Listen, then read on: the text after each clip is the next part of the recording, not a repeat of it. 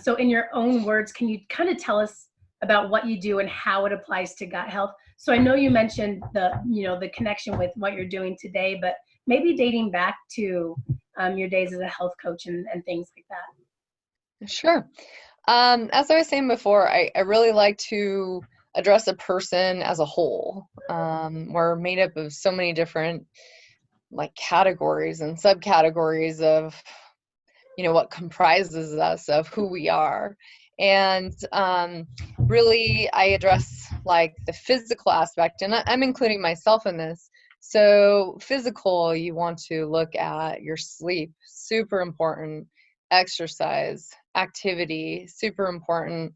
What am I putting in my body, which is sometimes honestly at the top of the list over everything else.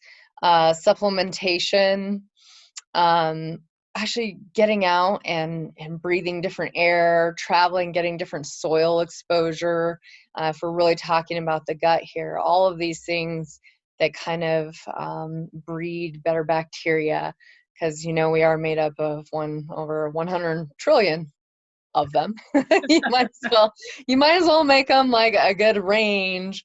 And then honestly, the mental emotional part, we're learning more and more about the gut brain axis. And I mean, when I was a psych nurse at UCLA, this was just emerging, and really a lot of the kids there were struggling with dealing with all these new meds and diagnoses, and trying to get them actually in this healthy state, a de-stressed state, and able to, I don't know, calm their nervous system. And with that, again, really, you can tie that into gut health now that they're studying that. And things like the GAPS diet have been developed from those early times, and helping these kids to get a better, I don't know, overall health, starting from the belly, working itself out.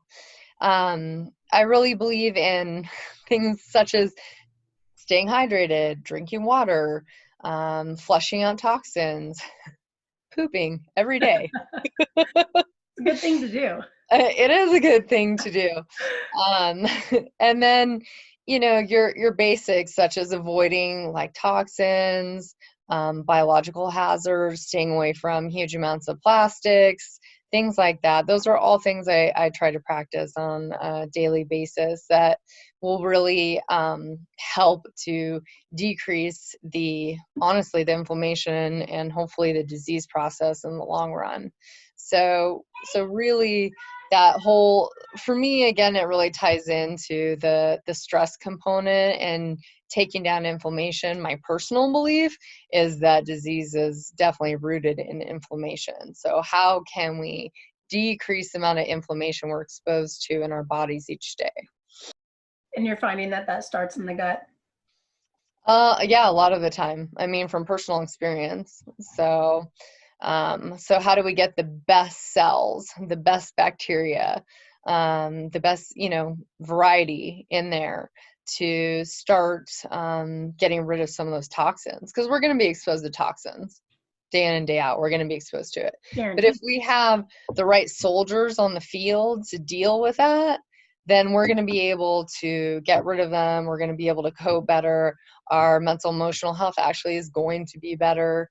And again, these are all rooted in studies and looking at basically the link to gut health and then all these outcomes. So